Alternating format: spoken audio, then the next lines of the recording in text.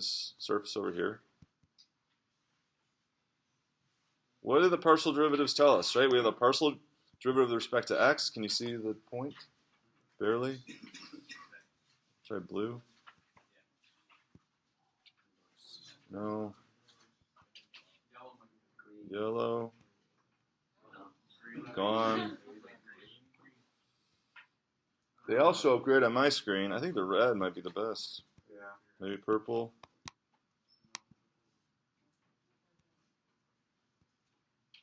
Red. Red it is. Can you see it back in the back? Can you see the red point? All right, what was it that partial derivatives did for us? What do they do for us? What do they tell us? So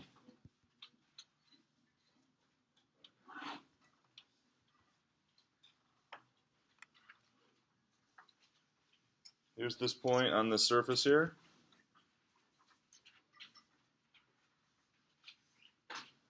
What would you say, estimate for the partial derivative with respect to x and the partial derivative with respect to y? What does it tell us at this particular point on the surface?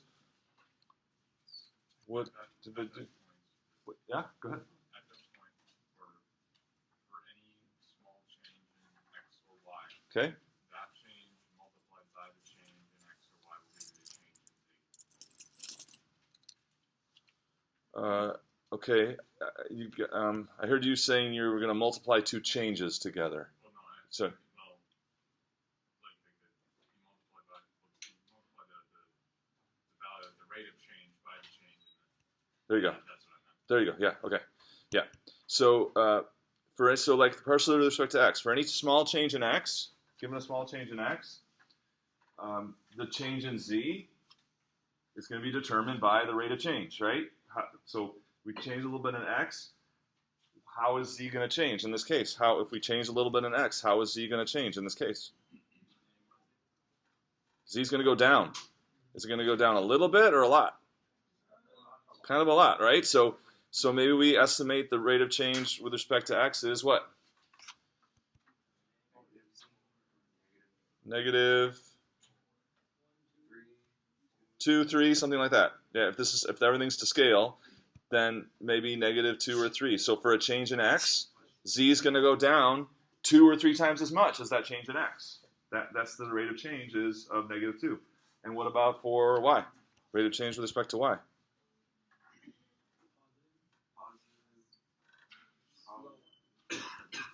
So yes, for given a little change in y, that rate of change is going to tell us what the change in z is. What do we think there? Yeah, can you see that if you change y a little bit, you don't really change in z very much. You're kind of heading on a level path there. Maybe up. It's kind of hard to tell, but if it's heading up a little bit, then it's going to be a low positive rate of change, right? If it's heading horizontal, then the partial with respect to y is 0, because you don't change in z for a change in y. Okay, so then what would we mean by, say, you had a web work where you calculated these. We didn't really talk what they meant. So this is the second partial with respect to x. In other words, it's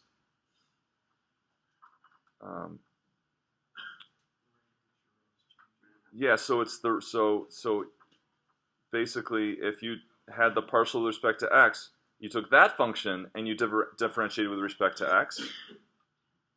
Or if you had the partial with respect to y, and you took that function and differentiated with respect to y.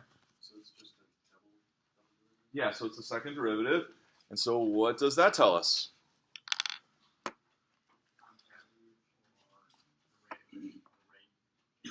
Right, so it's the rate at which the rate is changing. The rate at which the rate is changing. So that would tell us something like, is the rate increasing? If the rate is increasing, then what would we know? What would we know about a second derivative? Rate is increasing. The first derivative, or the rate is increasing, then the second derivative would be? Constant? Positive, right? Positive. Whenever you have an increasing function, its derivative is positive. So if you have an increasing rate, then its derivative is positive. The second derivative would be positive. And then what would that, so same thing with that. If the rate is increasing in the x direction, then your second derivative will be positive. If the rate is increasing in the y direction, then your second derivative with respect to y would be positive. And what does increasing rate, so let's go back to R2 here. What does increasing rate look like? So if I go back to x and y. What does an increasing rate of change look like?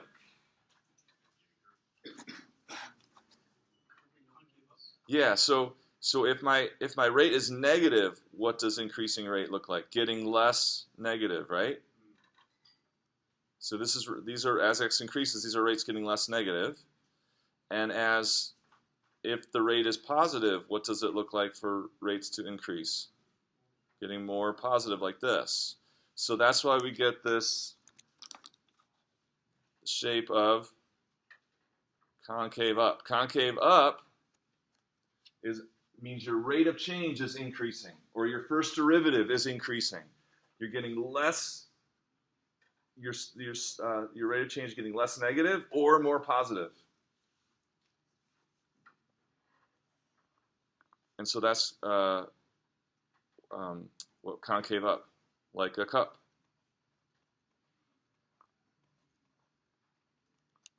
Or the graph kind of turns up, right? It's turning up.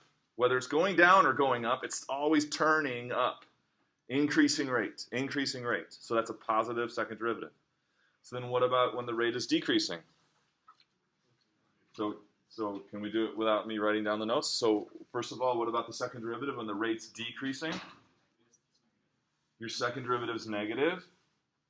If your rate is decreasing, then how's the graph turning? Down. It's turning down. Whether it's going up or going down, it's always turning down, right? Turning down, which results in concave down, like a frown, right? Concave down, like a frown. It's turning down. So that means that's the rate is decreasing, getting less positive or more negative.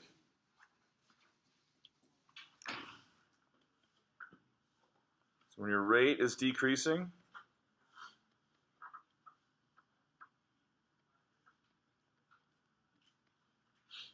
your second derivatives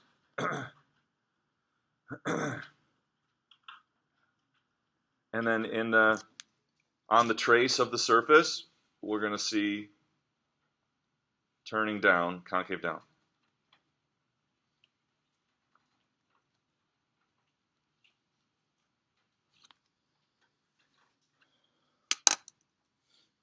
So what do we have at this point here that I'm showing?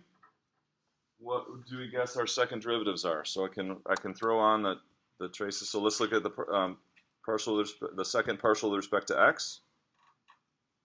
Try yellow. That's y.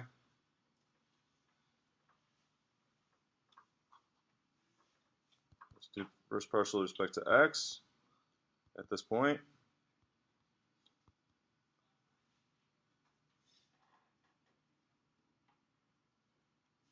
So let me move the point back a little bit.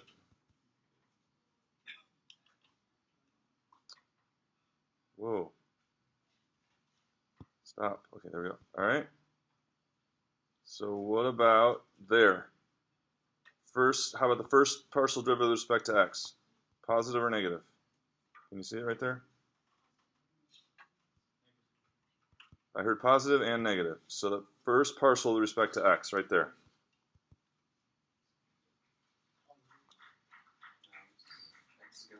So now, so this is positive.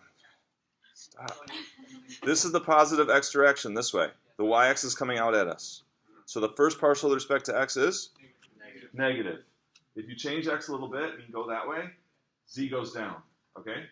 Now what about the second partial with respect to x? So as you change x a little bit that way, is the rate increasing or decreasing?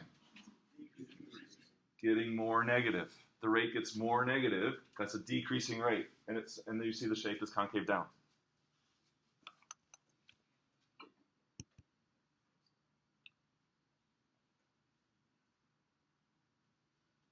Okay, first partial with respect to x. Still, yeah, for a change in x, z goes down, right? So negative. What about the second partial with respect to x?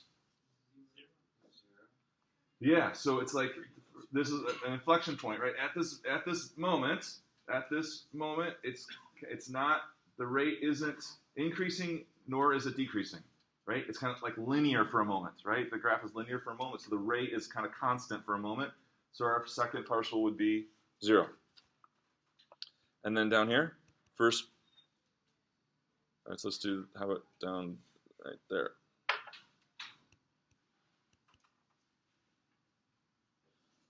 So at the bottom of that thing. Oh, good, perfect, right there. See it? Okay, so right here, first partial with respect to x. Negative. 0, right? Change x a little bit. No, you're at the bottom. There's no change in z, right? Okay.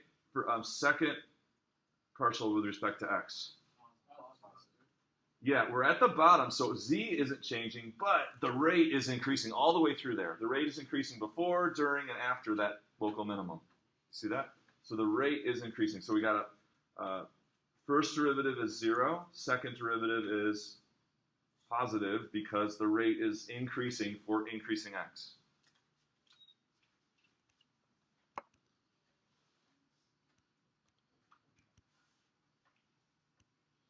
Okay, any questions on second derivatives? So you have a little practice of that on those review sheets, and something like that is fair game for the test. Okay, so in terms of interpreting second derivatives by looking at the graph, 0, positive or negative, that's fair game.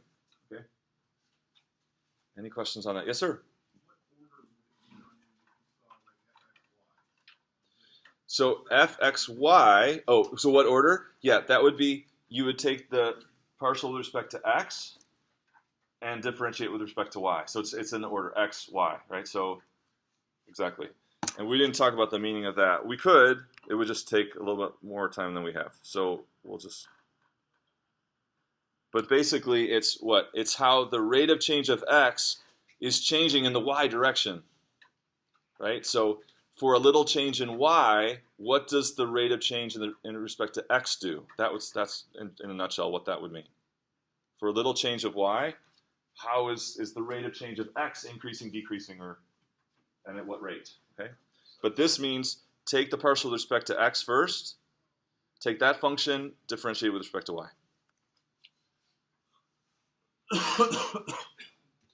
Okay, questions? All right, so when you look at this graph, so right there, did I get it there? I almost got it. Let's see.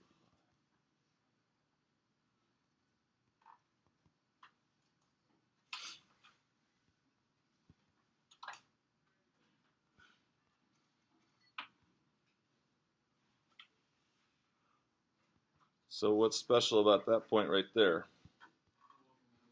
Yeah, so it's, if you remember from Calc 1, a local minimum would be the lowest dependent value in the local area. So now the local area isn't an interval, but it's like a disk, right? Like a little neighborhood in two directions. So when I'm trying to put that point at the local minimum there, right? And so what would be true at a local minimum? At a local minimum, let's talk about the first and second derivatives. So at a local minimum, Your first and second derivative is 0.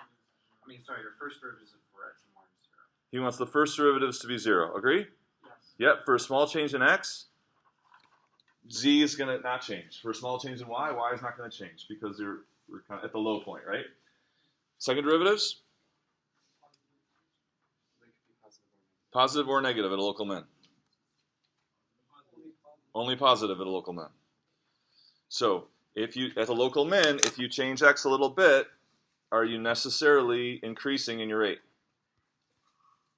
And we kind of just did that example. Yes, right? If you change x a little bit, so again, x to the left here.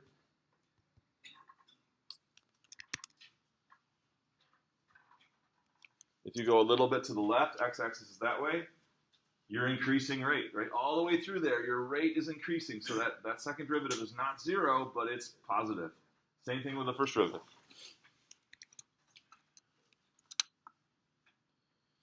Or sorry, with respect to y. Now y is to the right.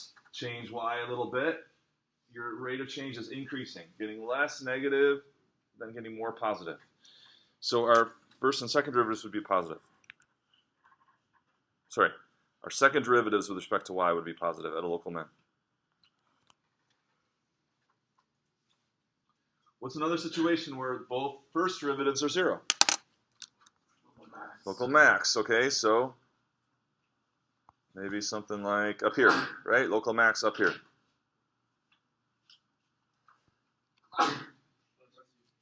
Is there any other situation where both first derivatives are 0?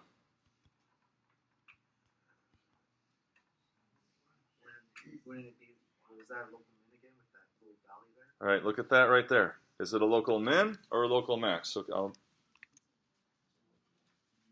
is it a local max or a local min? Right there in that valley. Right there. Both. Okay, so I heard neither and I heard both.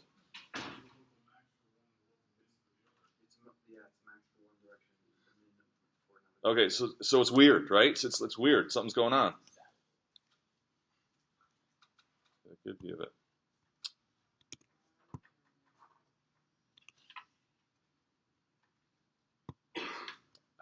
I always stop too late.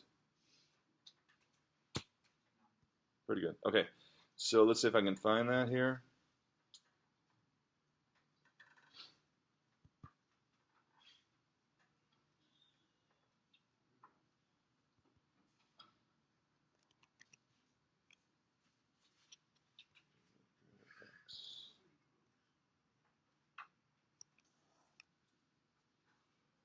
That's pretty good. Okay, so right there at that point,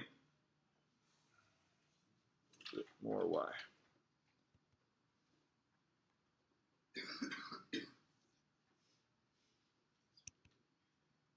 I'm a perfectionist.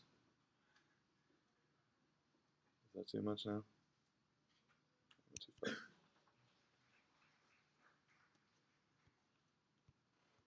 So right there at that point, we've got, you go a little bit in any direction, x, y, you're basically staying at the same level, okay? So our first derivatives are 0, but on this kind of angle, this is kind of at an angle, right? It's not really in terms of x or y, but kind of at this angle here, it's like a local max, right? And then at this angle here, at this direction here, it's a local min. So this is what we call a saddle point.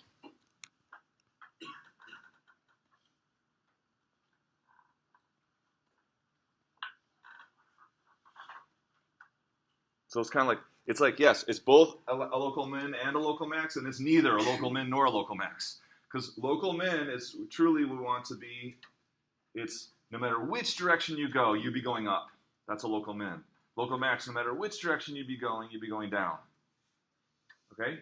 So with a saddle point, we have our first derivatives are 0, but in some directions, if you change, you'd be starting to head up. And in some directions, if you go a little ways, you'd be starting to head down. So it's kind of like this weird thing that's happening.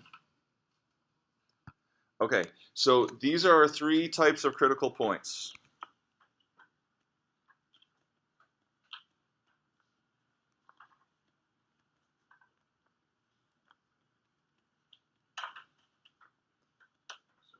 Local max, local min,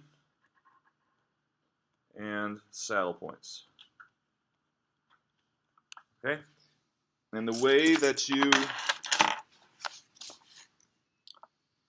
So we had what was this, in Calc 1, we had the second derivative test, looking at the second derivative. We know if you had first derivative was 0 and second derivative was positive, that was a local min. That was your second derivative test. Well, because we've got the 2 different independent variables, things are a little more complicated. So our second derivative test requires a formula. Okay, so the second derivative test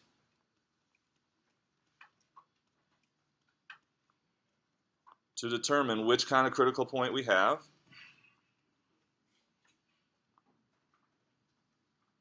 means you find what's called the discriminant.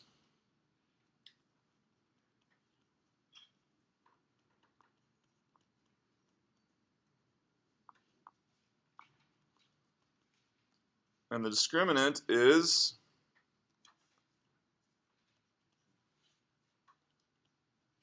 you take the second partial with respect to x times the second partial with respect to y, and then you subtract this the second partial of y with respect x with respect to y squared. And you remember you had a well-worked problem where you saw that fxy equals fyx. That's called Clairaut's theorem. fxy equals fyx. So this really is fxy times fyx, but they're the same. So you can just do fxy squared to save you computing one of those things. Okay? And then you're going to get a number. Okay? That's going to give you a value, d. It's called the discriminant. So you're testing at a particular ordered pair x and y, right? So you're going to take the second derivative, plug in the x comma y of the critical point. Find the second derivative with respect to y. Plug in the x and y values at your critical point, etc. And then you're going to get a number, a value called the discriminant. Okay? If that value is greater than 0,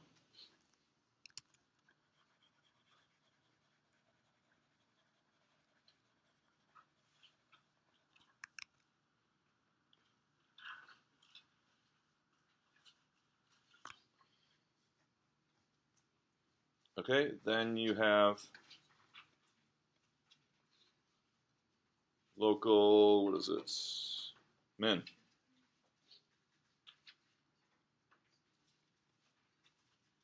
Okay, if it's less than 0, local max. No, that's not right. That's a saddle. If it's greater than 0, there's another part to it here.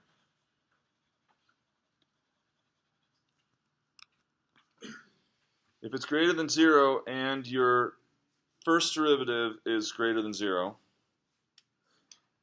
second derivative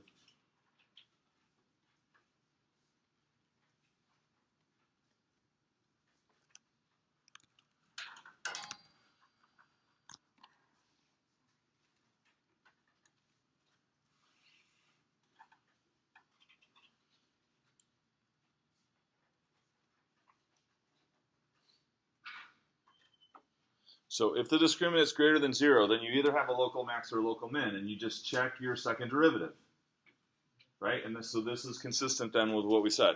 If you have a second derivative greater than 0, local min, right?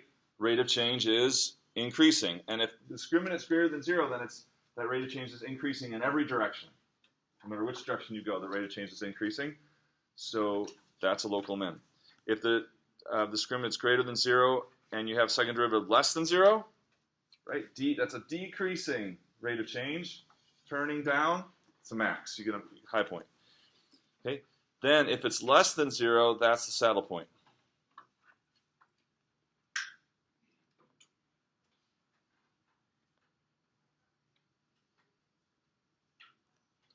And if it's equal to 0, there's no conclusion. You gotta do something else. All right? Take a look at this and figure out what's going on.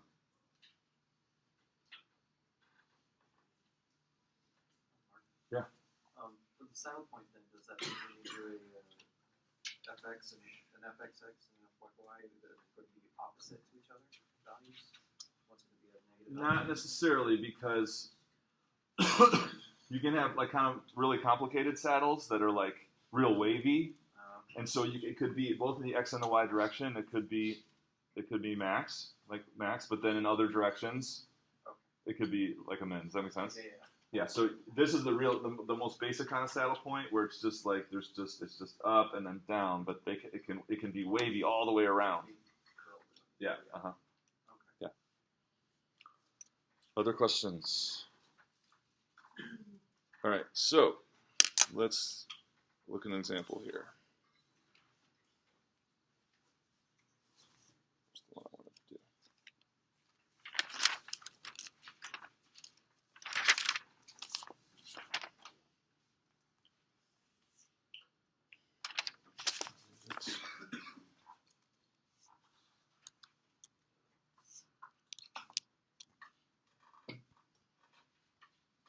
Okay, so here's one.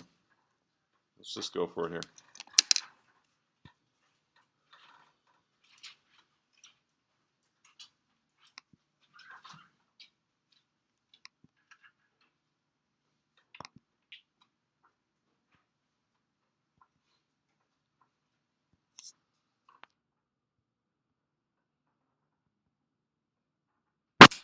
Okay, so this is z equals, or f of xy, I should say, f of xy.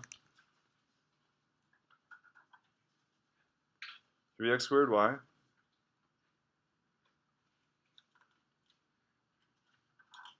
plus y cubed minus 3x squared minus 3y squared plus 2.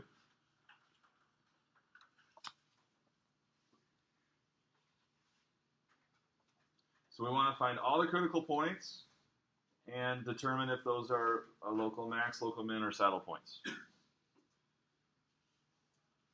So what do we need to do that? Right, so we need, what do we need? We need partial derivatives. Okay, so we'll start over here. So partial with respect to x is, and the partial with respect to y. And then once we get those, we have the partial with respect to x and partial with respect to y, what are we looking for? We're looking for ordered pairs, x and y values taken together that do what? If it's a critical point. It. Make what 0? Both of them, right? Both of them 0. Okay? So I'm gonna hand out some work. So you guys can do some of this. You can do this. So you're gonna find the partial with respect to x, the partial with respect to y, and then you're looking for values of x and y taken together. That if you plug the x and y into f of x, it will be 0, and if you plug the x and y into f of y, you'll get 0. So what does that mean? That means system of equations, right? System of equations. So see how far you can get, and then when you get stuck, then I'll come back and take over. But I'll get some work back to you.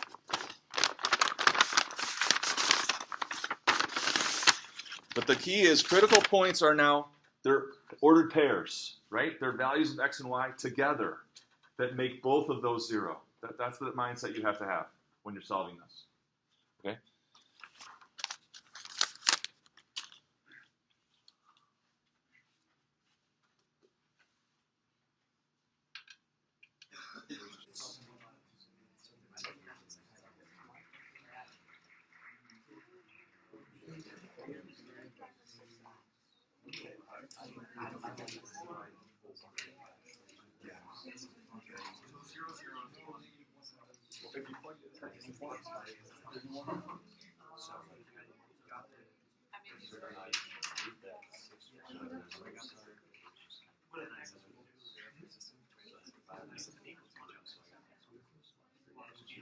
Right. That's true. So then I like to do Did I do my partials right?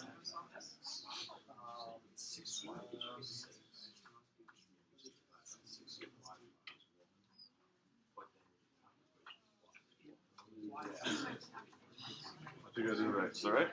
Yeah. So here's the thing.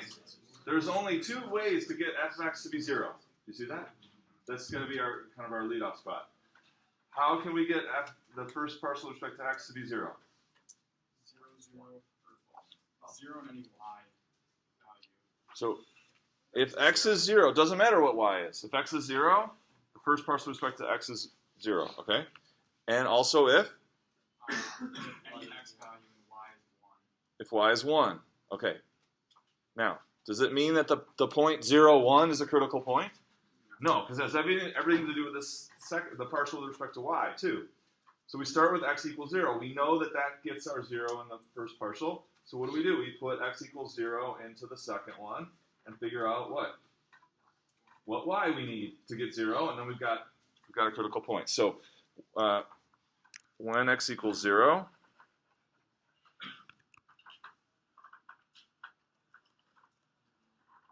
our f of y is, not f of y, f partial with respect to y is 3y squared minus 6y, which is the same as, factor it out, factoring is key in these, 3y times y minus 2. So what does it mean? Now I've got critical points. X equals 0 and y equals 0, and x equals 0 and y equals 2. Do you see how both of those, so this gives us y as 0 or 2. So therefore, when x equals 0, if we had the point 0, 0, that would do it. 0, x for 0 is going to make this 0, and y for 0 is going to make, with x and y 0 together, we'll make this 0. But then also, x equals 0 and y equals 2. It's going to make them both 0. Do you see that? So I just took the case where x equals 0. We know that makes the first partial with respect to x 0. So then with x equal to 0, what does y need to be to make this first partial with respect to y 0? Well, it could be 0 or 2. So those are two different critical points. Does that make sense? So then what else do we have? Y equals 1 in the first partial with respect to x. And when y equals 1, our partial with respect to y is 3x squared plus 3 minus 3. Is that right? When y equals 1, 3 minus 6 minus 3.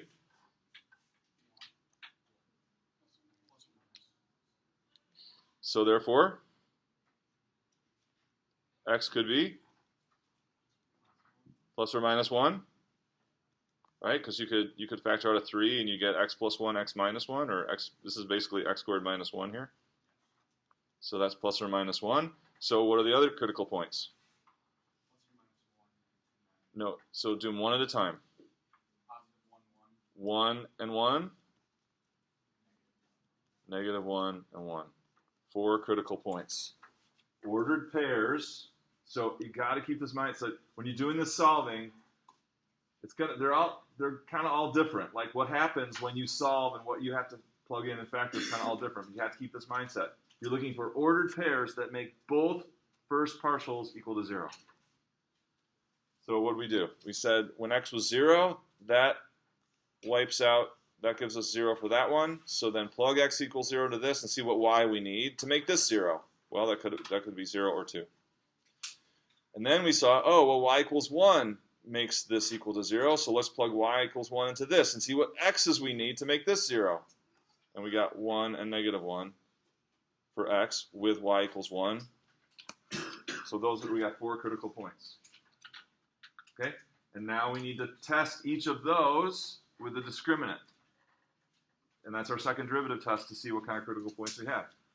Go. So remember the discriminant is fxx, fyy, minus fxy squared. Now those are functions of x and y. So for each critical point, you're going to plug in the x and y for all 3 of those and crank out a value for this, right? For each critical point, you're looking at a value.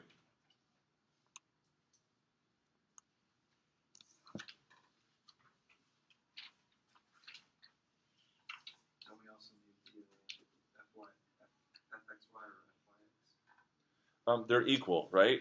Because they're equal, you can just do fxy squared. So really, this is really fxy times fyx. But because those are equal, you can just square it, so you don't need to find both of them. Just find one of them. Find one of them.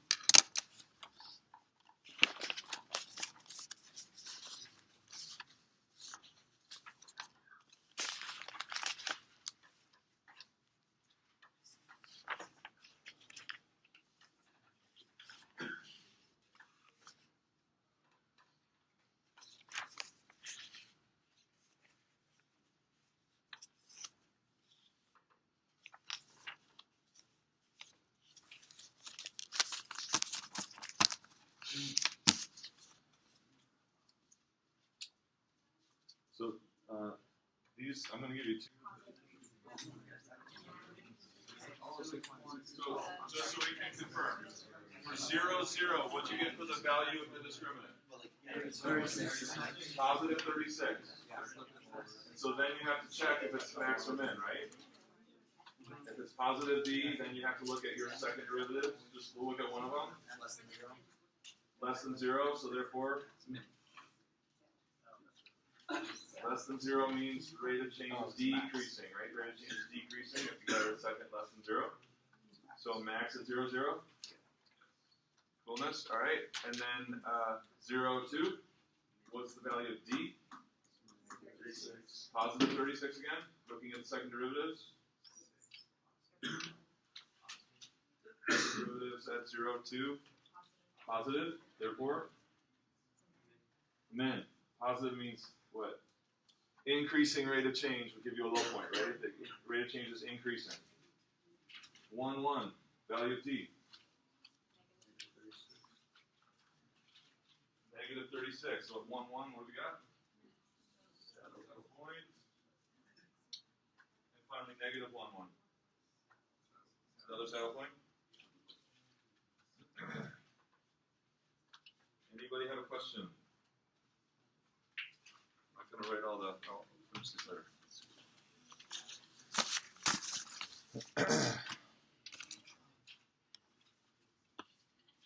So let's. So how would you find, say, the value of the local max? So which one was the max? 0, 2. Yeah. So how would we How would we get the value of the local max? Like how big does it get? Yeah. Yeah, you're going to do f of 0, 2, right? F of 0, 2 is going to give you the z coordinate, and that will give you the maximum, the local max of that function. Same with the local min. So you just take your xy. The function tells you z values, right? It just tells you how high or low you are on the surface. Questions on that procedure? So let's take a look at the graph and see if it agrees. It's a lot of mess.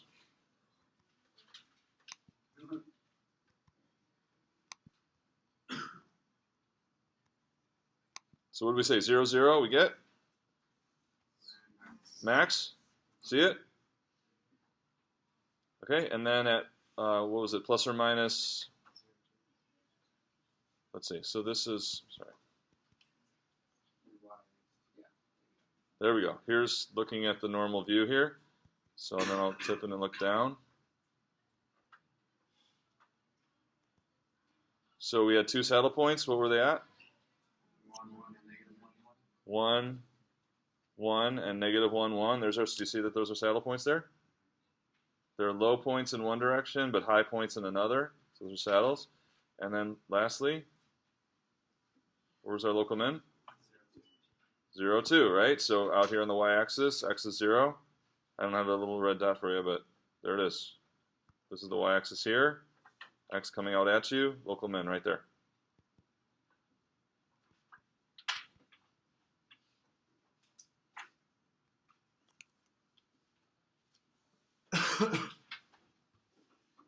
Any questions on that?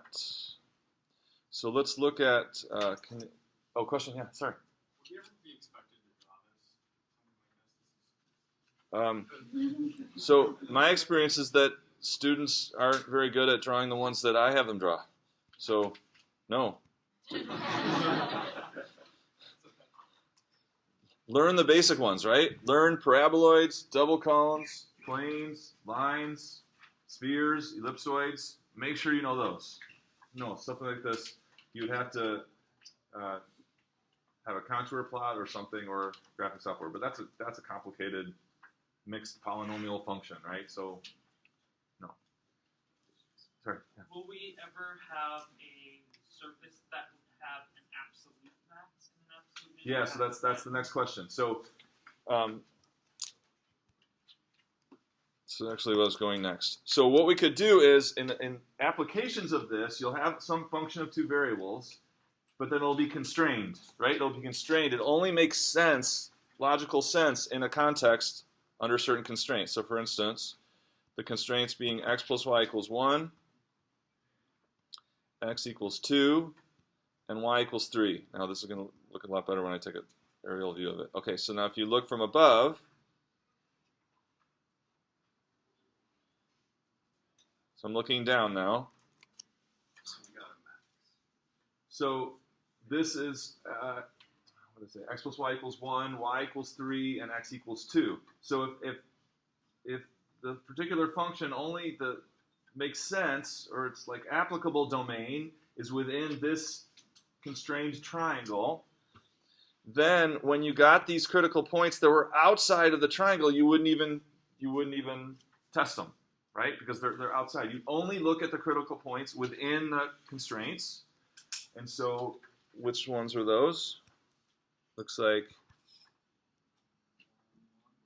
that particular saddle point right there.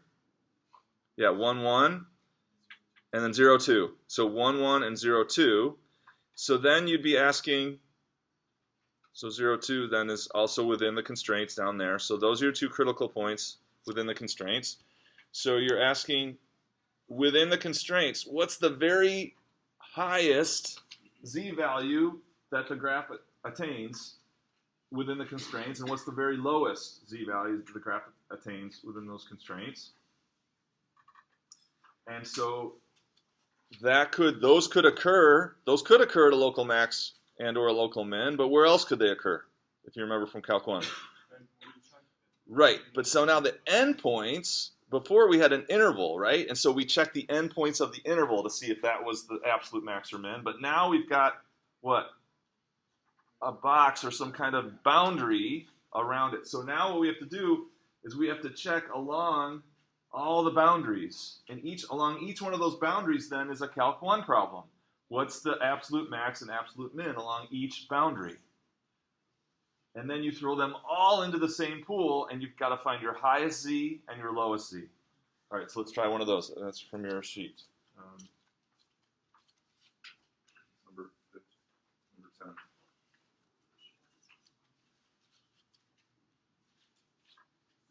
Right, okay.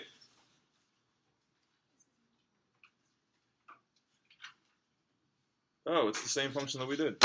Perfect, okay. So we want to do that same function that we did with the constraints of, this is good because we don't have to do all that work. Start with, let's just turn this off. So the same one, so we identified the critical points for that function, and now we want to find absolute max and min.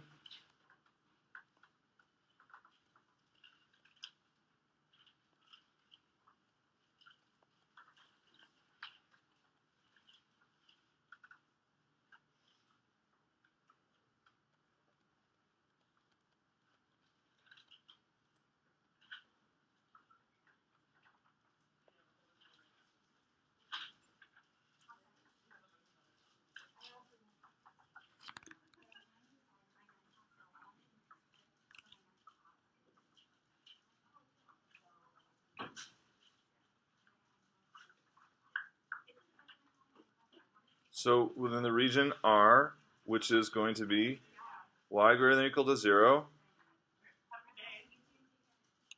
x less than or equal to 2,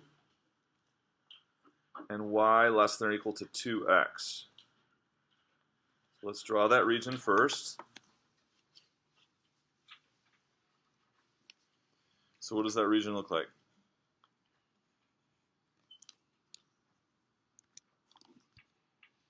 Y is greater than or equal to 0 is along here like this. x less than or equal to 2. So this is 2 here, okay? And then y is less than or equal to 2x. So y equals 2x, line with rate of change 2. So we only want to consider points within this region. So let's get these important points here. This is 0, 0, of course. This point is what? 2, 0, and this one is?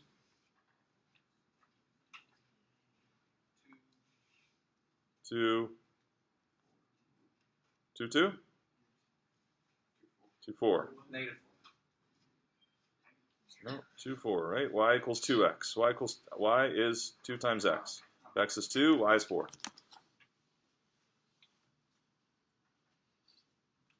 So first of all, what critical points that we found from the previous problem do we have? What critical points do we have?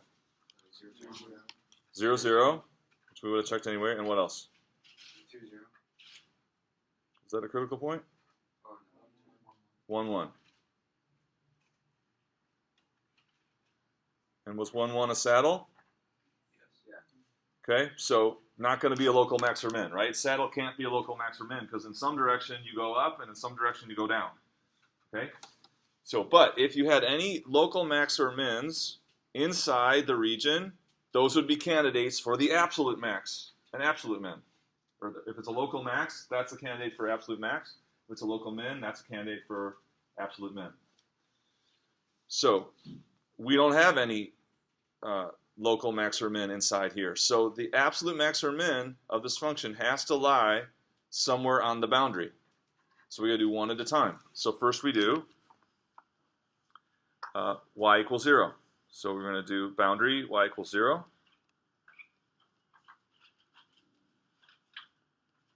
And so we're going to look at the function f of x comma 0. Which means just take your function and plug in y equals 0 everywhere. And what are we going to get? What's the function going to be? Minus 3x squared plus 2? Yes. Everything else goes away because there's a y in it, right? So now you have a Calc 1 problem for just this little part. Is a Calc 1 problem. What's the absolute max or min along... for this function, negative 3x squared plus 2, from x equals 0 to x equals 2. So we're looking just along here, right? We're looking for potential points that are going to be the absolute max or min in this whole thing, just along here right now. So x is, so our, what are we going to do? We're going to take the partial with respect to x. And we get negative 6x, which means x equals 0. So our only critical point here along y equals 0 would be at x equals 0 right here. So all we need to do for this bottom for y equals 0 is check these two endpoints. So we need a z value there, and we need a z value there. But there's no,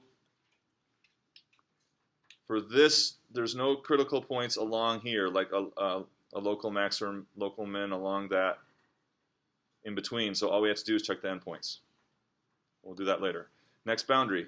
Let's do x equals 2.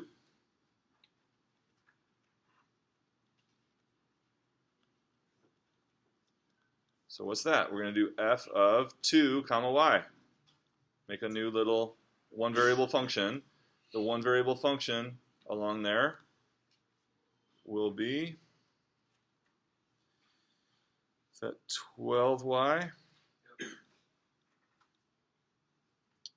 plus y cubed minus 12 minus 3y squared plus 2. We're going to have some more work to do. This isn't going to be. So along the line y equals 2, for this function, we get the one variable function, 12y plus y cubed minus 12 minus 3y squared plus 2. We can combine these, but it doesn't matter. We're taking the. Now we're going to do the partial, what? Partial with respect to y. And we're going to get 12 plus 3y squared minus 6y equals 0. Divide by 3, we get y squared minus 2y plus 4 equals 0. That does not factor, so we need quadratic theorem, which is going to give us what? Minus b plus or minus square root b squared. Oh, maybe it does factor. Does this factor? B squared minus 4ac. You did 4 squared. 2, that's 4. So there's no real solutions here? Because this is negative under there? Over 2a? I mean, negative square, so let's just make sure. B squared is 4 minus 4ac, right? So there's no real solutions to this. Okay, so there are no real zeros, so we got lucky. There are no critical points along here either, so we would just have to check the endpoints for that. So now we've already said we're going to check that z-value, so we need to check this z-value. Last but not least, we got to check along here. So we need to, now we got to check around the boundary y equals 2x. So that's what we do. We do f of x, comma, 2x. So everywhere there's a y, we're going to plug in 2x, and we're going to get another single variable function with respect to x. So it looks like 3x squared times 2x. I'm not going to simplify here. Plus 2x cubed.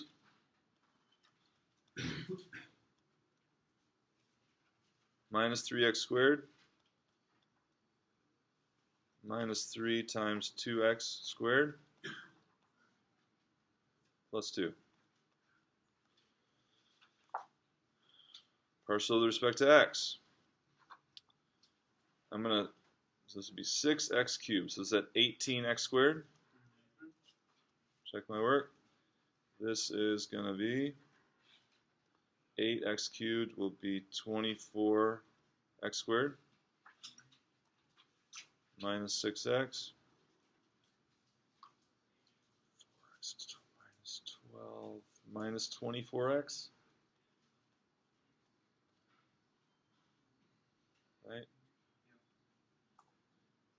That'd be 4 times 3 is 12, so we have 12x squared, so 24x, that's right. So this turns out to be 42x squared minus 30x equals 0. Divide by, since it's equal to 0, we divide by 6. 7x squared minus 5 equals 0.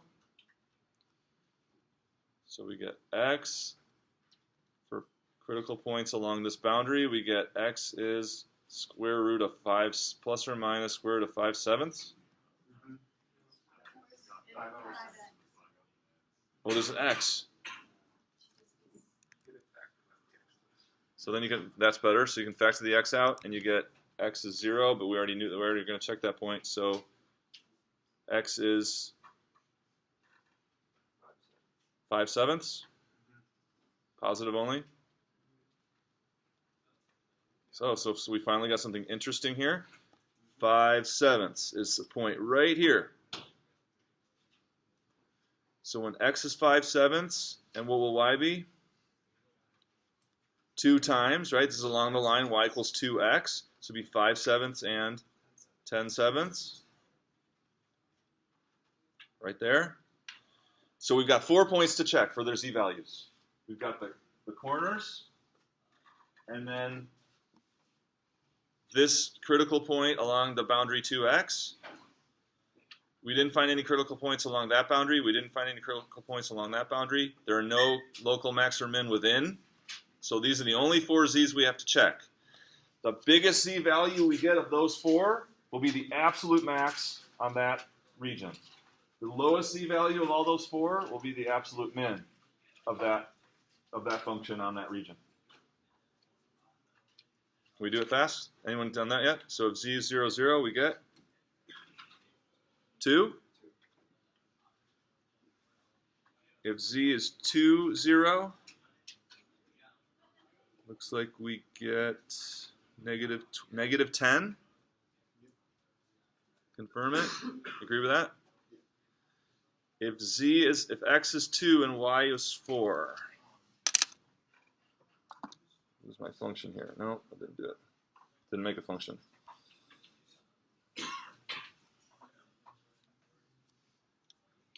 Had I made a function, a two-variable function, instead of just graphing this equation, then I could just put in f of 2, 4, and it would spit out the answer, right? What does anyone know f of 2, 4?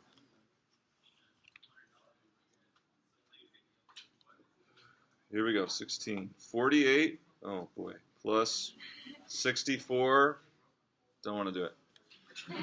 And I definitely don't want to do this. But we could, it's easy, it's just tedious, right? So we're going to plug 2, 4 in here and get a z value. We're going to plug 5/7, 10/7 in and get a z value. Then we got 4, the lowest of those 4 z's is the local min, or absolute min. The highest of those 4 z's, absolute max.